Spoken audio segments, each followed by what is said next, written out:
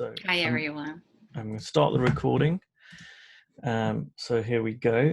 And we've got a few people here online. So let's just really start with who you are, because there might be some people who are on the webinar and I didn't really know too much about you before. And obviously we spoke the other day and I've got to know you a little bit more. And you've got quite an impressive resume, let's just put it that way. So could you tell everyone who's on the webinar tonight a little bit about yourself and kind of who you are? Sure. So I'm going to tell you an interesting story so you can know that publicity is something you can do, certainly by using your 3P ability, that wisdom. I went into PR with zero experience, none. I actually was a speech pathology major. And I took the first job that I could take because I didn't want to do that. In a PR firm, and I was a receptionist. At one point, they handed me a list of press people to call, and they said, this will show you how old I am, women who are using VDT terminals, what we used to call them, computers, are having miscarriages at way higher rates than you would think, like 50%, and they work for a major airline. And I was so upset about it, so I got on the phone, I just started calling reporters with a little pitch that we had. And the producer of Nightline came to our press conference. And my the head of the PR company said, "You are now in charge of publicity." I don't know how the heck you did that. So how the heck that I did that was that I really believed in what I was talking about. I had a valid news story, and I was very authentic. I mean, I really cared about this, and I didn't give up. And I just called and called and called and called and called. So this is to say, you can do this, but there are some great tips I learned along the way. So in my journey, this was in Washington, D.C., I ended up being the lead publicist on the campaign to end apartheid. That's my Sun City thing right there. So I worked with Jesse Jackson and the Mandela family and Bishop Tutu, blah, blah, blah. I've worked with Jimmy Carter. I know I sound like I'm bragging, but anyway, I've worked with all these very important people on super important topics, some of which no one knew anything about, and I had to build interest, which is often what most people are in a position that not everybody is a Jimmy Carter. So here's an example. I was given the job to help raise awareness about a dissident who is in our country who wanted to return to South Korea, and they're afraid that he was going to be assassinated. And when I started calling reporters, they said, "Who is this Mr. Kim? I don't know who he is. Why should we care?" So I had to build up validity for who he was. And so I did that by comparing to other things that were going on in the world previously, other dissidents who had been harmed. Anyway, long story short, we got him home on a plane with American Congress people, and they called me and said, "He's landed, he's fine." And my intuition said, "Really? Is he fine?" So I started calling around to different people that I knew, and finally I found someone said, "No, when he landed, there were like 10,000 people in the street and 15,000 police, and they rammed our Congress people, separated him from them, and took him, and we don't know where he is."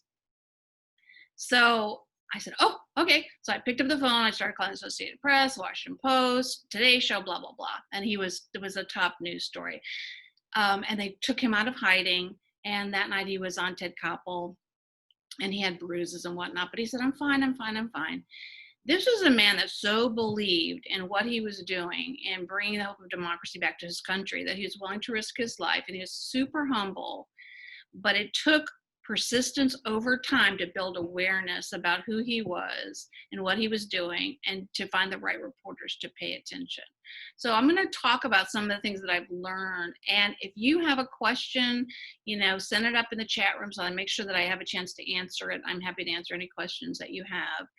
And it hasn't always been something glamorous. Sometimes one time I had to sell a coffee table book on war. And I thought, who the heck's going to want to do this interview? Well, I got Newsweek to say they would do it. So again, if you're really passionate about something and it has legitimacy and you're willing to do the work, you'd be amazed. You do have to make a lot of calls to make it happen. Just to get a couple yeses, you have to make a lot of calls. It's a little bit like sales. So The word news, making news. Does anyone have any idea what the key to that is? Making Well, news? I'd like to just jump in if Yeah, I can, because sure. I'm already fascinated. So hopefully that kind of gives everyone a bit of background in terms of who you are, and some a lot of credibility that you've worked on some really high profile stuff, and you know what you're doing with Publicity. And I know absolutely nothing about Publicity, right? Really, I don't know anything. And I thought it would just be fun to do this as a webinar, because you and I could have a conversation about it, and I could keep the information to myself. But I thought it'd be cool to offer it up to the group, and have other people become aware of it. And what I'm hearing so far from you is, like so many things, we can overcomplicate it. It's not without being detriment, knocking PR people. What I'm hearing is this is something that we can do on our own. We don't need to hire a big PR agency. It might take some time and attention, as so many things do. But what really struck me from what you said is, if you passionately believe in something that people need to know about, right, then if you reach out to people, then you can get word out. I wonder, are there people who are on this webinar who passionately believe that they know something that a lot of other people don't know that could be helpful? Let me think. Maybe they do. Maybe it's something called the three principles. Maybe everyone that I speak to who's heard about the three principles is like, why do not more people know about this? Wow, we've got all these case studies now. So I don't want to put words in your mouth, but would you say, the work that, everyone that's on this call is going to be a coach, or someone working or looking to work professionally with people from this understanding? Would you say this is the kind of thing that, news organizations, papers, journalists would be interested in? Because it can seem, for me, and I'm sure for other people sometimes, oh, we're not famous enough, or we don't have enough clout, or no one's going to be no one's interested in what we have to say. So I've thought a lot about the three Ps and publicizing it and how to do that. Because as you know, there's a tendency to kind of go the woo-woo route, and then there's a tendency to go the practical route. If you go the woo-woo route, you're going to have trouble, because media is very skeptical, as they're supposed to be, kind of. So what I would say about that is, you need to qualify yourself. How do you qualify yourself? I've been doing this for so many years. I've been doing it with so many clients. I have a specialty in X. It really helps to have a specialty. Like if I was doing PR for Kathy Casey, I would want to talk about her prison stuff because it's interesting. She's got a lot of success stories. And that's the other piece of it. Do you have success stories? Do you have a client who's willing to be interviewed to say, yeah, I had tons of anxiety, and then after I went through this program, after I was coached by so-and-so, this is what my life experience is. So I think you have to have credibility. You kind of have to prove that what you're talking about works. And the first part is, how do you explain what the three Ps are? It's such a hard thing. And if I hear someone say again, I don't know how to explain it, don't say that. Because if you don't know how to explain it, how is a news person going to write up about it? When's the last time you saw a news story? Here, this is a great product. I can't explain it, but it works. Nobody's gonna, use it. So you have to find a way of explaining it, and you can do that. Well, I asked you, Ankush. I said, can we ask everybody here, how would they explain the three principles? And you said, first you start saying, well, that's hard. Then you said, then you answered it. Do you remember? I have no recollection of what I said yesterday. Forget a week ago. So I cannot remember. I wish I'd recorded it, because apparently it was good. But you did come up with an answer, was my point. Yeah. It was very clear, it was very succinct. So it doesn't have to be all Sid Banks in this year and blah, blah, blah. But you have to be able to say how it works. And then that you're using it. And here's the example of how it works. Can we do this as an exercise now? So you all people, I can see you sitting behind your screens, watching us, listening. Now we're going to ask you to take part. So use the chat box. And this is just a little bit of an exercise. And I know, Barbara, you wanted us to do this on the call today, is write down your best, line, 2 lines? How would you want them to describe it about what the 3 Ps are or what it is that we do? 1 or 2 lines at the most, yeah. You have to catch a journalist within the first few seconds of talking to them. All right. And it has to be pretty simple, and it has to be provable. So if you could write that, write it in the chat box now. We're not going to go ahead until we get some people doing this. So we'll stare you out. But use the chat box, and there's no wrong answers. That, please participate, because that way, if you struggle, then at least try, and then we can maybe pick out some examples. We can pick things out that can be helpful, and we can all learn from that. Absolutely. Yeah, we can wordsmith it a little bit or see what's clear. Does it bring up more questions and answers? That kind of thing. Now, while we're waiting, can I pick on a few people, and they can stay quiet, or they can bring themselves out? So there are a couple of people I've seen on the list who outside of the 3 Ps have a specialty or seem to have a real good understanding of working with a particular set of clients. So you mentioned Kathy Casey working in jails. And there were a couple of people on here. One is Christine. She's going to hate me for saying her name. All right. Hello. Yes, you can cover your face, Christine. So one is Christine, who is excellent. And I recently referred her to someone. She's so good at working both with teenagers or young people and their parents. Right. So would we need to, or would someone like Christine need to, say, hey, I work with the 3 principles, which is this, or could she go and contact, journalist or some publication or someone and say, no, I've got a track record of working with teenagers. I work very, very differently because my starting point is there's nothing wrong with them. And often the biggest issue is the people who are coming to me, which is their parents. And what's happened is here I've got these many stories or case studies. And I think if teenagers now understood what it is that I'm pointing to, I think we could prevent a lot of depression, anxiety, and suicide, for example. Yes. And what I caught in that was, and they're, perfect, nothing that's there to be fixed. I would never lead with that, because that's the thing that people have the hardest time wrapping their head around. So you would want to lead with something. There was one in the beginning about, hold on a second, I'm going to go up on the Zoom. There was one, these are great examples, because some are very kind of grounded, and then some are, there was something about a bubble that was kind of more of a quote than an actual, this is what it is. I can't see. Can you scroll up on the Zoom chat, or maybe I can make it so bigger. Rob, the bubble one is the first one. So Rob said, your thinking is like a bubble machine, watch the bubbles float away. Steve said it's an understanding of how the mind works. That's it. It's an understanding of how the mind works. So that's good. So I would like you to then, what's the second sentence? What does that mean? An understanding of how does the mind work? If it's an understanding of how the mind works, how does the mind work? Right? Personal thinking. I like the thing about personal thinking. That's really good. And that would be an example where you could use an example. I had a client who, didn't want to leave the house. They had a lot of fear, et cetera, et cetera, et cetera. What you think is how you live your life.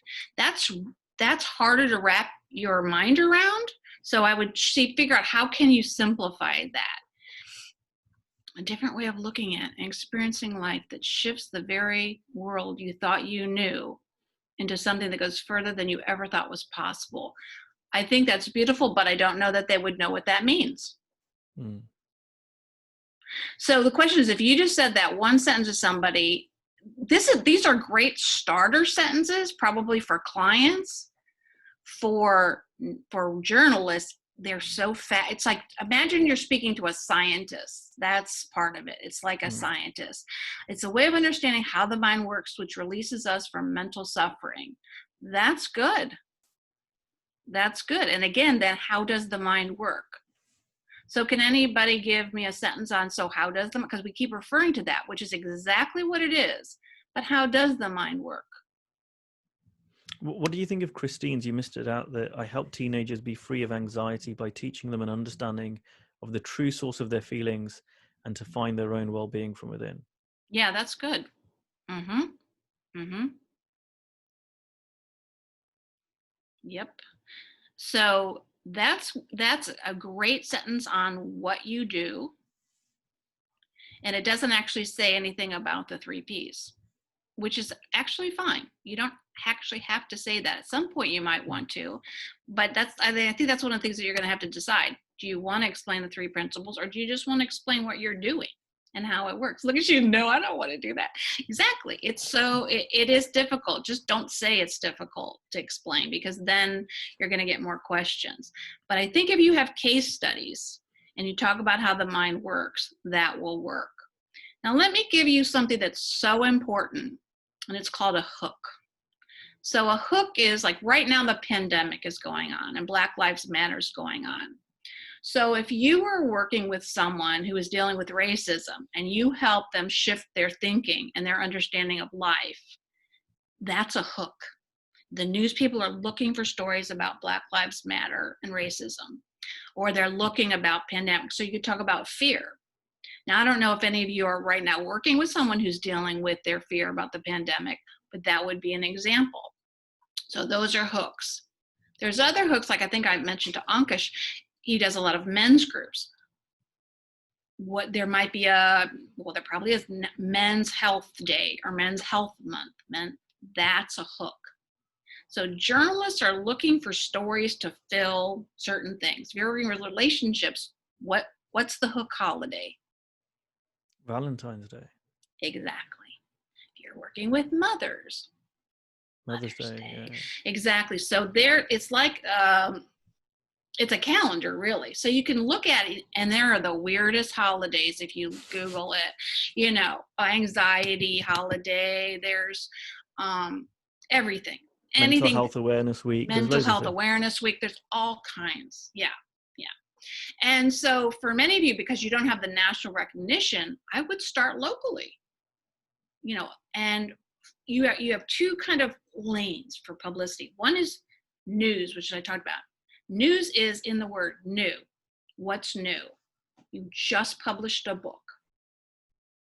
You're kicking off an intensive. That's new. A feature story is more like, I work with teenagers, et cetera, et cetera, et cetera.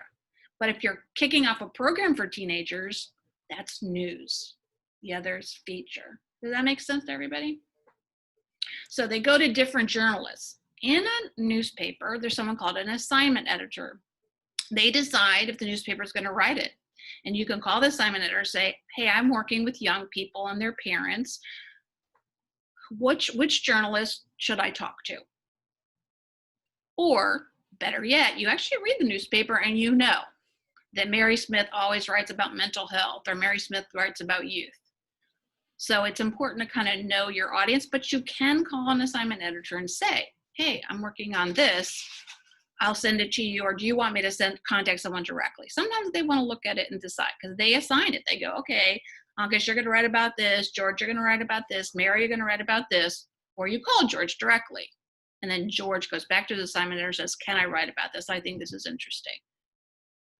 Now, if you have a hook or a deadline, that really helps, because they know that they've got a window to write the story in. Otherwise, they can go, I'll do it next month. I'll do it next month, right? Which is what we do with our life.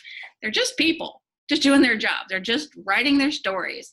And I think one of the reasons why I do so well is I don't have a negative thought about the media. So if you do, I would use 3Ps on that because it's not going to help you. I'm going to try to get people I don't trust to do something I want. How great does that work? My mom was a journalist. I grew up, appreciating journalism. I know that there are spins out there. I know there's bias, but I also know what their job is, which is to tell stories. News based on fact, features based on interesting things that people want to know about. So they're just doing their job. Now, behind them certainly are people who want to make sure the newspaper makes money, and they have advertisers. It's a business. but they're still just people doing their jobs. And you are going to help make their jobs easier because you're going to give them a story for the week, an interesting story that's going to change lives. And you've got proof that it's going to change lives because you've got, Georgette Pearson, whose daughter had terrible anxiety, and Georgette and her daughter are more than willing to talk to that newspaper and tell their story, or that TV station. Same with the TV station, they have an assignment editor. Or you watch that TV station and you look and see who does feature stories, who does the good news stories, or who covers mental health, or who covers business, if you're helping businesses, corporations. And Ankush, you mentioned something about case studies. Really important to have case studies, if you can. Even if it's on another subject, it just verifies that this isn't just a great idea somebody had that, is kind of working. How do you know it's working? So having proof in the pudding really helps and establishes your credibility. So can we get into some examples because I find that I learn that way, and if anybody wants to put themselves forward to ask questions, please use the chat function to do that too. But so I picked on Christine. I won't pick on you again, Christine. You'll be happy to know. But someone else who I've spied in who's joining us is Thomas McCormack, who I spoke to recently. Thomas is based in Ireland, and he calls himself the millennial coach. And so he works with a lot of young people.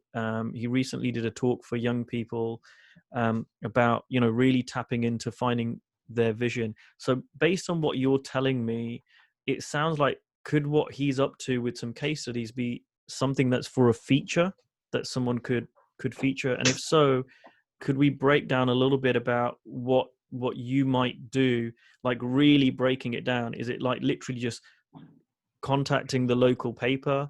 I mean, hello, I'm Thomas. I'm a millennial coach, and I've been working with a lot of people. They've been having a lot of success. It's a different way of working, because I do da da da da da. Could I speak to a journalist, or what would you do? So, and I'm more than happy if someone wants to unmute themselves and ask a question that's very specific to yourself. I'm happy if that's okay with you. He's unmuted, Thomas. Thomas, do you want to? What would you like to say? And then I'll be glad to answer. What would be helpful to you? Hello, how are you? Really interested in listening, I have to say. What would be most helpful to me? For me, it's about how do you get in touch without being. It's you don't want to be the person. Hey, I've got this amazing story. How do you do it in a genuine way of being like, hey, look, this is something I have, and I'd love to talk to you about it. But actually have a conversation with them so that they have an understanding. I don't know, is that the way to go about it? And then be like, I think there's a lot of value in this because of like what's the I'm great at building personal relationships. But when it comes to talking to a reporter, it's like, okay, well, I'm going in here with an agenda. So how can I make it personal and not ignore the fact that I have an agenda too? Yeah. So you want to have something written because they may say, send me something. And what I call it is a Dear Journalist letter. It says, Dear Tom, I wanted to let you know that we're kicking off Teenage Mental Health Week, and I'm doing XYZ. I've had great success working with teenagers, and I've got some you can talk to. I'd love to have a chat with you about that. If when is a good time or something like that. Now it's really your gut. I follow my gut. One of two things. I either call and say, can I send you this? With a really brief pitch, hey, exactly what I just said. Can I send you some stuff about that? Would you be interested? Or I send the email saying I'm going to follow up with you, and I call after. And you can do it either way or both. Sometimes you get a voicemail. One rule, do not call between 3 and 6 p.m. Reporters are on deadline. They will not be nice to you. Okay. Best time to call is like 9, 10, 11 a.m. Okay. Or email. Now, not a lot of reporters now are on Twitter, and they may be okay with you sending them a private message. Some say don't, some say do. So a little bit of it is about finding out how they want to be contacted. Do they want to call? Do they want an email? Do they want, private message? How do they want to be contacted? And as long as you're polite, they're not going to be terrible about if you do it not the way. They'll just say, can you send me something? And you just go, okay. Like, never take it personally. If they're short, it's usually because of deadline or they're dealing with crap, they're in their heads. So it's okay. And you can certainly, say, I don't know, do you have teenagers, or maybe because you look at their Twitter page, and, I don't know if this ever happened to you, but like, this parent I'm working with, kids would never do any chores, would never do this, always depressed, whatever. And it's like a new kid in the house. And that may make them go, really? Just because they want to know about it, right? So knowing a little bit about who you're going to talk to, I think is really helpful. So there's this kind of Dear Journalist letter that I'm talking about, or it can be an email, real quick, brief email, whatever. And maybe you want to attach a case study, or you want to attach something that tells them about you. That, if you're an author, something like that. Or maybe you did an interview with Ankush, and you say, but only send them stuff that makes you look really good and smart. One of the things that they'll look for, they'll never say this, is that you're interesting yourself. If you speak in a monotone voice with no passion or interest, they're not going to interview you. They don't really care what the subject is if you're going to bore their people, especially if they're TV, right? So you have to put on your personality and bring your A game. If you're on the phone, stand up. When you're standing, you're more expressive. We get kind of relaxed when we're sitting. So, just keep your energy up, or just sit up, something that gives your energy. Does that answer your question? Loads in there. Yeah, perfect. Okay. Thank you very much. Yeah. And Christine's asked a question, so why don't we unmute her and allow her to ask it as well, rather than just reading, because she had a question about writing a column. Does that make it harder for other people or not? So the question was sort of, I've seen lots of like little local magazines that go out that are put into schools and stuff, and I've always thought of writing a sort of monthly thing that goes in about the next teenage trauma that they're having, or whatever it is, the child the next sort of tip for that month, and offering to do that sort of thing for them. But I wondered if you get stuck doing something very local, that it's then harder, because as you say, they always want something new. So is it then harder to get into other places, or does it make it easier if you're writing specifically? The more you do, and the more you're respected, and the more you do, that's okay. It'll because you've got so many choices. You've got magazines, TV, online interviews. And when you talk about writing an article, what that made me think of is, if, for instance, you wanted to get in Entrepreneur magazine, you have to be like 6 months ahead to send them an article and say, I'd like you to feature this for Mental Health Awareness Month, or Men's Health, or whatever it is, or for entrepreneurs. You have to work way ahead for magazines. They, basically do their interviews, and stuff happens way later. TV could be the next day. But you want to give reporters at least, I say, 2 weeks ahead of an event. You're going to release a book.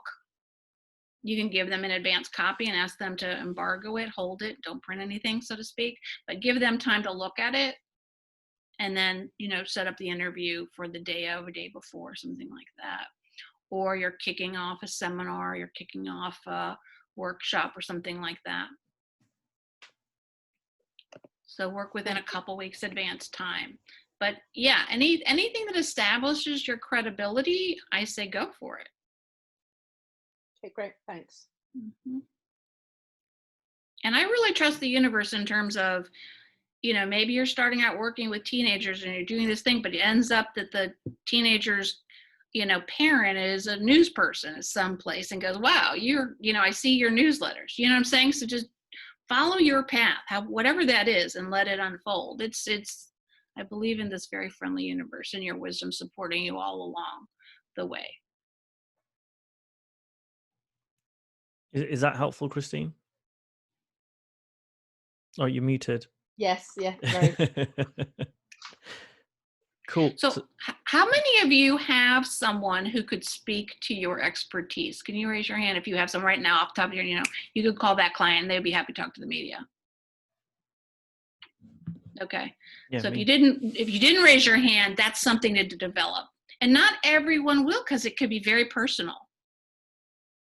And one of the things that you can do is, for someone who's a little shyer, you may offer them to a print reporter versus a TV reporter. TV is just more stressful. There's a camera and lights, and especially maybe someone dealing with anxiety, although that'd be a great way to work on the 3Ps with them, right?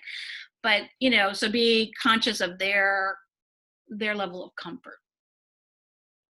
And how important is it to have that, to have someone that can talk to your expertise? Extremely. Because they're proof that what you're doing works. Otherwise, it's just you're saying it. Right. Like think about Tony Robbins. He's up there doing it, but you see him do stuff with people and you see them get the insight, right? And I mean, he's been doing it for so long too. But you just need to establish that the credibility, and that can be done through, and I'm wondering, I'm just thinking out loud, there may be a way where, I'm trying to think how to say this.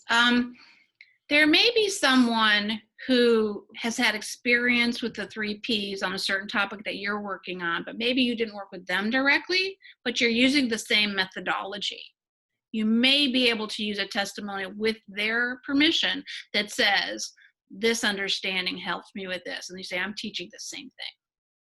Yeah, because that's really interesting, because when I talk to people about the 3Ps, especially if I'm talking to, say, a CEO or something like that, I want to make sure that they understand that, this isn't just Ankush has gone off and met some, no offense, but sometimes in the UK, we think Americans can be a little bit weird and wacky, right? And I know.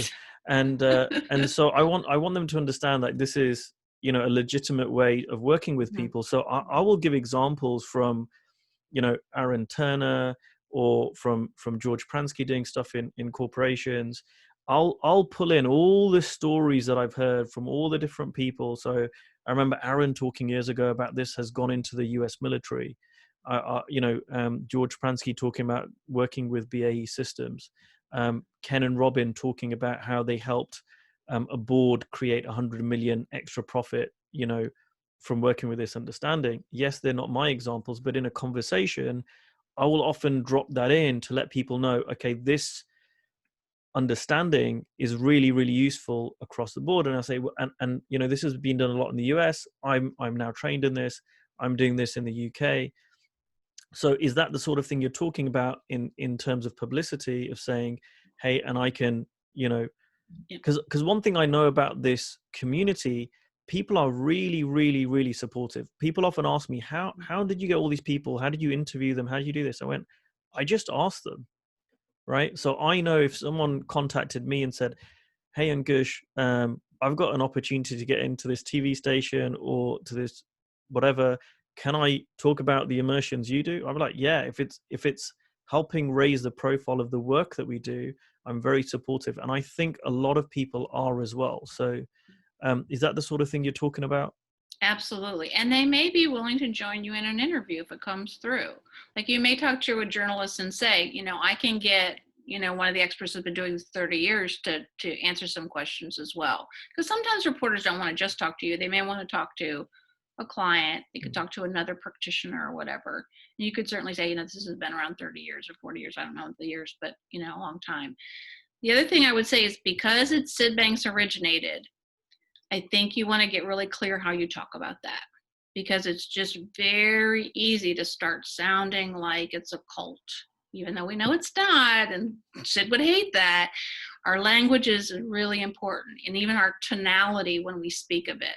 Look, he was this average guy. He had this amazing experience, and he came to understand the mind in a way no one had. And as people went out and taught it, they had huge transformations. Not, he had an enlightenment experience. Unless you're talking a spirituality magazine, then they'd be totally cool with that. So just know who you're talking to.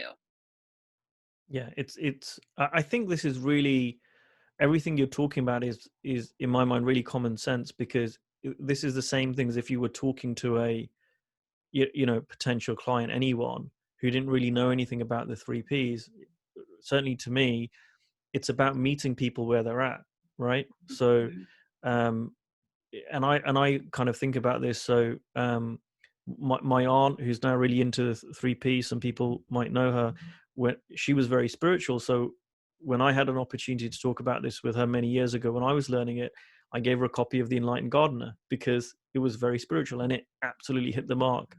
And when I was talking to a local recruiter, again 6 years ago, I would not give him a Sid Banks book, but I gave him a copy of Jamie's Little Book of Clarity, and that really hit the mark for him. So it's always about what is the most appropriate resource that we have to share. And I hear you kind of saying the same thing with treating journalists, editors in the same way. Like, what tickles their fancy? What's really going to hit the mark for them based on what it is that they do, what they publish, what they create. Exactly. And you're probably, just think in terms of, they're going to be more skeptical. Think of a potential client who would probably be a little more skeptical and say, prove it. What do you mean? How do you know?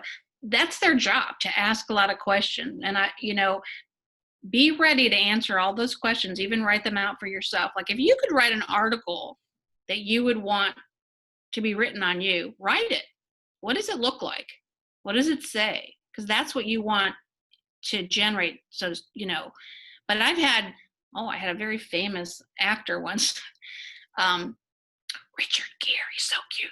Anyway, he was talking about Nepal and we went into a local TV station and they asked questions. And when he came out, he's like, why did they ask that? Like, he thought it was a dumb question. And I said, because they're interviewing you for their audience who doesn't know anything about Nepal. So know that if you get a question, it's because they're trying to explain it. And if it's a hard question, just, roll with it. And here's a tip about interviewing. If you're ever being interviewed, and anytime you're talking to a journalist, you are being interviewed. This whole thing about off the record, that does not exist. Just only say something you don't mind being in the paper tomorrow with your picture next to it, right? So, if you start talking and you're like, oh, this isn't going in the way that I wanted it to, you can say, even if you're on TV, unless it's live, well, even live, you could do it. Say, let me approach this another way. Give yourself a beat. Take a beat. If you're talking to a print journalist, you can take as much time as you want. Say, let me think of the best way to say that, so that you can kind of catch yourself. Because once you said it, it's said. Yeah. So feel free to kind of clarify. If you're a person who's a big talker, I teach the big talkers at the end to summarize what they just said.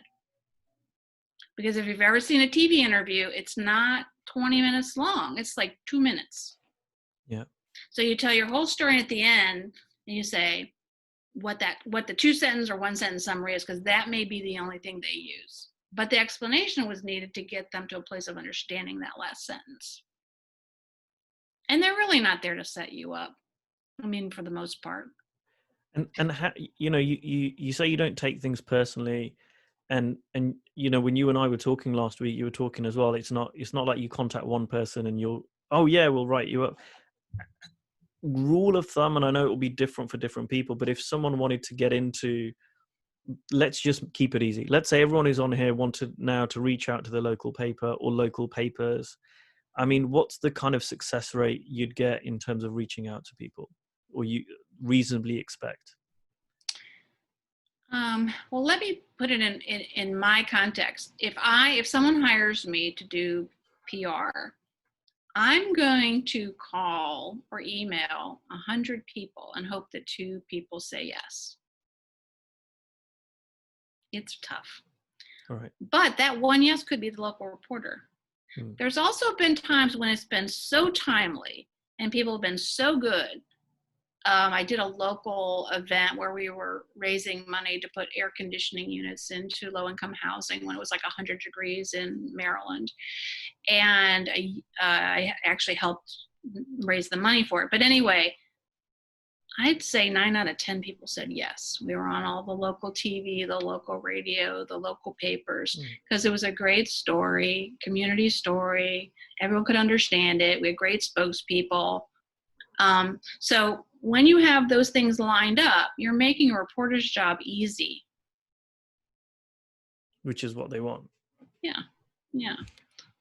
So given that, you know, we're all coaches, maybe it might not be the most topical thing. You know, we're really looking at what kind of 1 or 2% of people we contact realistically responding to us. So it's a little bit of a numbers game is what I'm hearing. It's a little bit of a numbers game. But again, if you use a hook, your chances go up. So one of the things you could role play with someone and have them listen. You could hire someone like me to say, let's get your message really clear. Let's train how you're going to speak to someone, and then you're in a better position to do it. Or just do it yourself, whatever calls to you. Be authentic, be able to prove it, have good spokespeople, and be a very entertaining, but I trust you kind of person, you know. But you have to be able to prove it. That's part of this game. You've got to be able to prove it. It's just like, to me, it's like selling a medicine. You can say, this is a great pill. Well, does it work? Oh, yeah. Well, let me talk to some people who it worked for. Oh, how does it work? We don't know. We waved a magic wand and we handed it to them, right? So just think of that. That's kind of what's, so how did it work? It's who, what, where, why, and how. Who, what, where, why, and how. Who is you? What is what you're doing? What, why? Why is this important? Why does this work? Where are you doing an event in a certain place at a certain time? And then how? That's what journalists want. Who, what, when, where, why, and how sometimes. Suzanne's got a question around the hook. I've just unmuted you. Hey, you guys. Can you just speak a little more to the hook? That you talked about? Yeah, what's your specialty or what's your focus? And I can help focus it on that. I would say don't have a specific specialty yet. Okay. Yeah. So what's a specialty you would like just name a specialty if you did have that. Can I jump in, because I know Suzanne a little bit. And so Suzanne, can you mind, Suzanne? It's only us. It's only a few people. Is that all right? Can I say something? Sure. We're on Facebook too, but sure. Bring it on. So Suzanne, you're going to kill me, right? But that's fine. Suzanne wants to be the oldest person ever to compete at the Olympics. Is that not true? It is true. Now I've just told everyone. Cool. Right. So is that like a hook? Only if it has to do with what she's teaching. If her specialty is helping people go for dreams that they don't think they can accomplish, that's exactly what it is. Well, what do you know? You do have a specialty.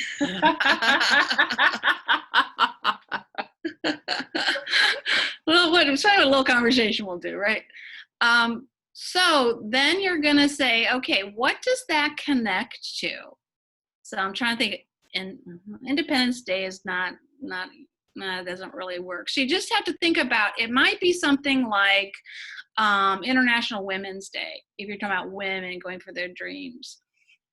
It could be, the hook could be that you're doing a seminar about this, you're doing an event about it. So you're either proactive or reactive. You're proactive, you set a date, you're going to launch something, do a book, something. Or you're saying, okay, let's hook this to a certain time. You know, maybe it's Valentine's Day because one of your clients is 75 and wants to be in love for the very first time. And you coached her and she did, and she's living happily ever after. See what I'm saying? So it might be the person that gives you the hook. So the subject is going for your dreams. The specific client. It could be. I mean, there may be a dreamer's holiday. I don't know. But if there was, that's what you would want. It could be the Olympics, right? There you go. It could be the birth date of a famous Olympian who was similar to you. The current oldest Olympian. Their birthday is October 25th, and Mary Smith, and I'm like her, and I'm teaching other people to do similar things. Now, it's not all Olympics, but it's similar. I mean, I've certainly think about, I really encourage you to watch the news with a different eye now. Watch it for, what do you think the person said to them to get that story to happen? See, I think there's an assumption as we see stories that Savannah Guthrie is going out and finding stories. No, that's not what's happening. Savannah Guthrie has producers who answer your phone call and decide whether you're going to make a good guest on the Today Show. And then they pitch it to the head producer, and then they either assign it to Savannah, or Savannah is the one who says yes or no, depending on your level of, where you are in the NBC field. Now, Savannah could run into you on the street and talk to you, and she may say, wow, I met this woman, she's amazing. Here, call my producer, I want to interview you. That could happen, but most of the time it's not what happens. Someone like me, someone like you, is picking up the phone or sending an email to an editor, to a producer, to a feature writer, and saying, I'd like to talk to you about this. And this is why it's important, and this person can tell you their story. And I can tell you my story. Your part of the story might be your story. Like, my story about, I didn't know anything about PR, and I went in, and here I'm representing all these big people, and I helped bring democracy to South Korea. Where did that come from? It's a weird thing, but it's a great story. So, I could hook to people who don't have any idea about their careers, right at graduation date. When young people are going to start their careers, I would be the person to say, you don't have to know it all. I didn't. You might have studied speech pathology and end up being a veterinarian. Don't worry about it. It will work out. Not everybody knows who they want to be. Most people don't know who they want to be, at 18. So the hook, summarized, is tying it into something relevant in time. Would that be accurate? Correct. Okay. That's what I needed. Thank you.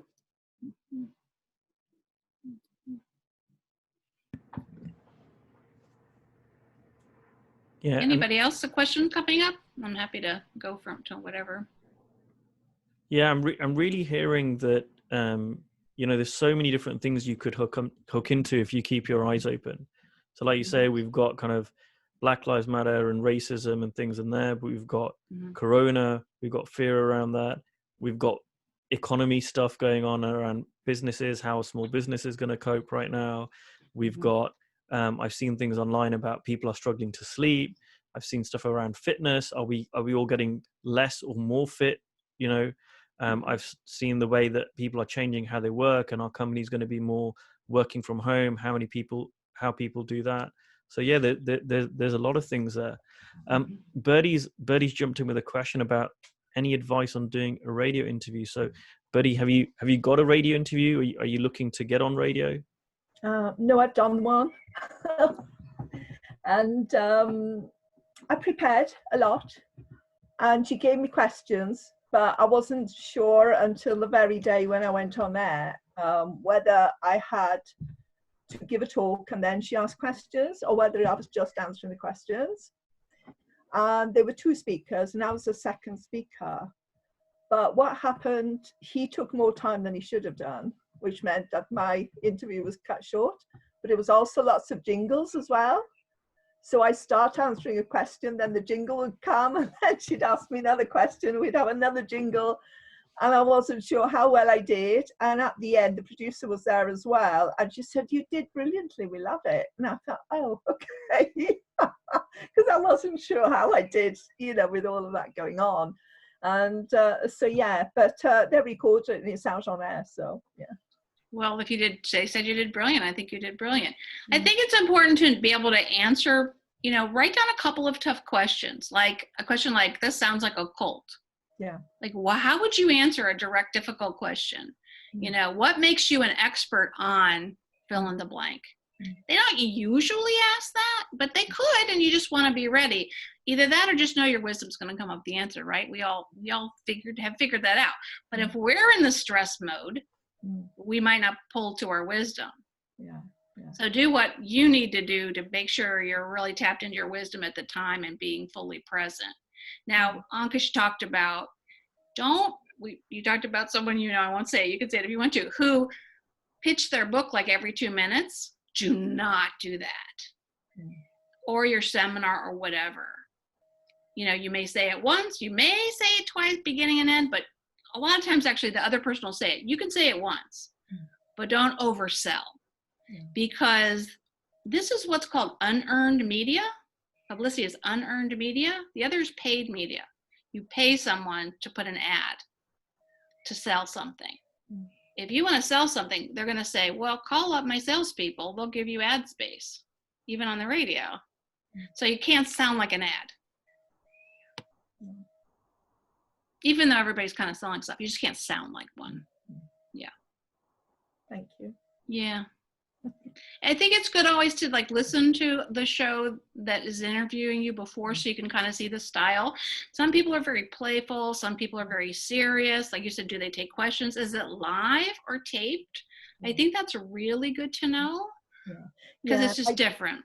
Yeah, I did listen to it before, and it seemed a long time when you're listening, but actually when you're there speaking, it goes really, really quickly.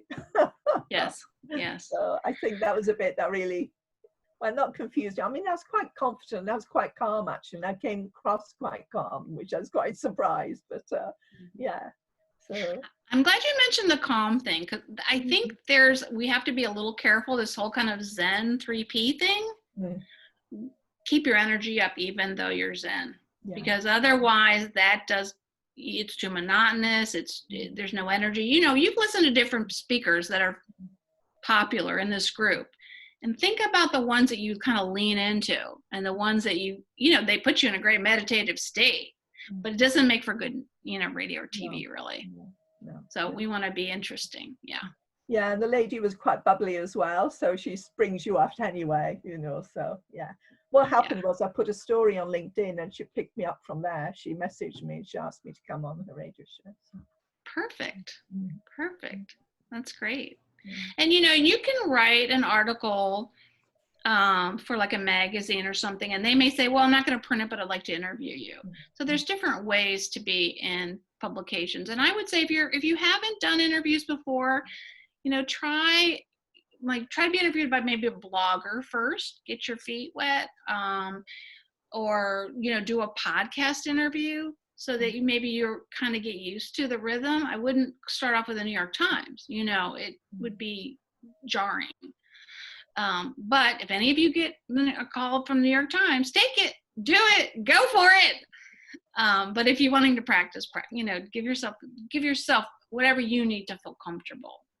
And then just be authentic, because people know authenticity and they recognize if you're not.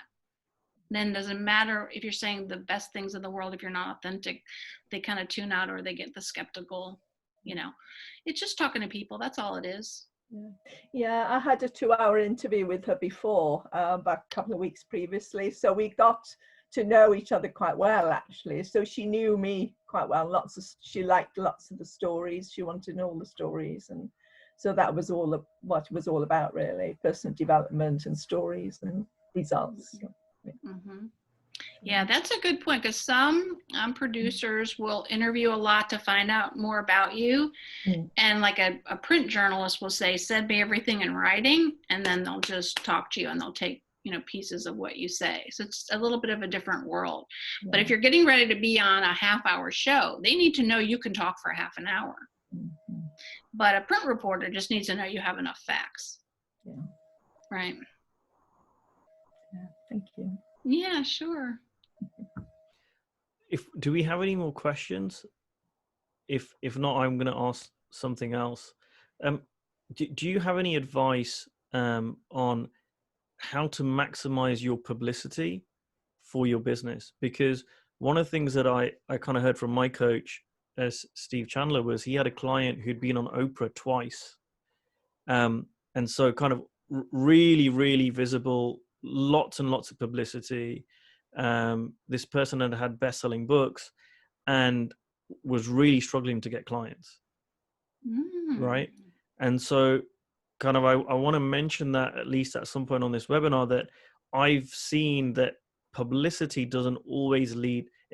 I've seen where it can be helpful, but I've also seen where it isn't helpful, and it can just be you're just well known. Do you have any advice on how to maximize publicity? So publicity is a little bit like a lead generator, really. So the question is, what happens after that? I mean, you have to speak in a way that a person listening can say, oh, that's like me. I want that, right? And then is it easy to get it? Publicity is great for a couple of things. One is if you have a website, you have the publicity that you got on your website. So it lends credibility to your client, your future clients. Oh my gosh, they got written up in their local paper. Oh, look at this TV interview they did. Look at this radio interview. So it may be that it takes some time to have a dividend, right? I think that probably has to do with the person and their message more than anything. But when you're being interviewed, is it a nice story, or is it a story that somebody says, oh my gosh, I haven't been able to sleep since this pandemic, and she has a seminar starting. I want to sign up for that. Or she has a free ebook, and then you get to know them. And then, so I think that one of the big things is you may go from, okay, one interview, the likelihood of someone's giving you $3,000 is not necessarily going to happen. But from that interview, do they get something free for you where you're building a relationship where you say, I'll do a free half-an-hour session with you or something, whatever your funnel is, so to speak. Does it make it easy for them to get to know you, trust you, and want to work with you? A lot of times if they are in anxiety or fear, they may be very, oh, I want to fix this problem now. I'm so glad you're having a seminar, and they're in. Some people might not. So I think a lot of it might just be like, I've listened to a lot of 3P people and I love listening to them. Sometimes I buy their program, sometimes I don't. Depends who they are, what they're talking about, if it applies to me. So, but it is true, publicity in and of itself, not necessarily a moneymaker, but if you have a book, if you have a product that's accessible, at least it should lead gen, at least, or serve as a credibility source. But that's a really good question. Yeah, raising awareness is part of it. It may take a couple of times even in the same paper, or you're on TV, or you're on radio, you're on newspaper, you build up, oh, is that Suzanne person again? Oh my gosh, she's really doing amazing stuff. Like Ankush, I've seen your name so much doing different things that I know your name now. But if I had heard one interview from you, I don't know if that would have done that. So there's a thing about repeating and doing more things, getting your name out there in different ways. And publicity is just one of them. Excellent. I wanted to just make that point because, yeah, I'm not shy. I do get myself out there, and yes, publicity in and of itself is also not the direction we want to go. It's about using that and generating it for your business. And I certainly see that actually you can send stuff. So one of the things that I know I do is if I get interviewed, I then send that interview to clients if it's useful and relevant to them. Hey, you might want to listen to this interview I did on stress recently. Yeah. And I wouldn't, and even if you call, you call the local editor and you talk to them about what you do, but they don't decide to do an article, then don't take that as a no forever. It may just be that they can't do it right then, or they're not interested right then. You may call them in a month or two when something else happens, and you build it's relationship building. So a no is not a forever no. It's just a not right now, usually, unless they say to you, I don't do stories on this. And then you can say, does anybody else do that kind of thing, or is interested in that kind of thing? And you can send, the one thing that you're doing is you're just building name awareness, because what will happen, like Christine, if you establish yourself as an expert in working with teenagers or families of teenagers or whatever, they have a teenager commit suicide in your town, they may say, who was that person that called me about this? And then they call you to speak about it. So it may just come in as a request, not even when you're calling them, because you've established yourself as a spokesperson or expert on a certain subject. And certainly at the end of any conversation, if they say, I'm not really interested, say, that's fine. But if you get any stories that have to deal with teenagers and mental health, please let me know. And I'm glad to support you. And if I can't help you, I'll find someone who can. Because they may call and say, hey, I need somebody who's a suicide prevention expert. And you go, oh, I know exactly who to send you to. So just being a friend to the media is a nice thing. I have that. That happens to me. Like this one, I think it was Education Week, called me and said, I'm doing a story about millennials. I was working with the education company. And she said, how many millennials are in your company? I was like, oh, well, they're almost all millennials, but it's like only, I don't know, 40 people. And she's like, yeah, that's not big enough. I was like, okay. I said, but you know, it's a really cool company. You know what we did for Christmas? We went up to Canada and we played, what's the Olympic sport where the ice, you hit the thing over the ice? Oh, yeah. What is it? Curling? Curling. We all went curling. And she was like, you're kidding. She goes, I changed my mind. Let me talk to them. So you see, I gotta know, but I kept talking. I mean, you know, it was a really cool party. And she did a story because it was different and interesting. Like, how many people do that? Yeah. For their holiday party. It's so unusual. So, and it's a millennial thing. You know, that was a millennial thing. Let's go curling. You don't think it was in Canada? Yeah. So it was a fun story. Yeah. So I'm just hearing it's basically numbers game. Stay in it. Have a hook. Don't be disheartened. Build relationships. And anything else that we've missed out before we finish up for today? I want to say the primary work happens before you call the media, and that is that you're clear about your message, who you are and what you're doing, and establishing your credibility. And from there, you can look for a hook and whatnot. Okay. Are you open to anyone in the group contacting you if they want further advice or to, sure, follow up? And if so, what's the best way they can do that? So I'm on Facebook. Weber Pro Media is my business page. I'm on LinkedIn. Barbara Weber with 2 B's. Not Barb Webb, I don't know. Anyway, it's Barbara Weber. I don't think I typed that, sorry. I think it's Barbara Weber PR on LinkedIn. Anyway, I'll tag myself in your thing, but sure, reach out to me however you want. Fantastic. Well, thank you so much for today. That was really, really helpful. I'm sure it was helpful to people who are online, and there's some people live streaming this, watching this on the live stream in Facebook as well. So thank you so much. It's been a pleasure. I've learned some stuff today, and I hope this is really helpful. And I look forward to seeing, thanks for the thumbs up, Christine. I look forward to seeing lots of media, lots of people in the media. And if you please, I would recommend you try and implement this. If you do, and you get in, it doesn't matter where you get into the local paper or anything, please do share it. I know a lot of coaches are very shy in the group. They do some excellent work and they keep it to themselves. I'm a massive fan of you, letting us know when you've done something and it's gone really well, because we can all learn from that. Mm-hmm. And remember, this isn't really about you. It's you providing a service that people need. So if you feel like you're not being self-serving at all by doing publicity, you're just using a vehicle that helps reach many more people than you could on a phone call with one person or in a party. You're reaching thousands of people at one time, and it just allows them to be helped. So it's a service. Fantastic. All right. Well, thank you so much. And I'll be back soon. I'm doing another webinar, which you guys will get details of, all around creating agreements with your clients. I'm very excited about that. So see you guys all soon. Take care. Bye all. Thank you.